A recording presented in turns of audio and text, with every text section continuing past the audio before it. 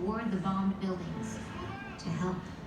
I just got in my truck and headed toward the city. I went straight to the side to get command That's post the set fastest up. trip I've ever made in my life. He ran up with And us. began running towards the people that were running We behind. identified ourselves and we were let through the police line. Lines and lines of people waiting to try to give, to do something.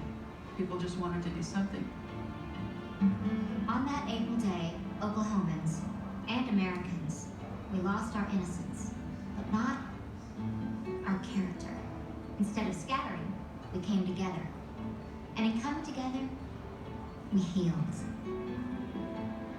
We investigated, we sought justice, and we remembered. The truth of Oklahoma City is the courage and comfort you found in one another. It began with the rescue. It continues with this memorial. It is recorded in this museum.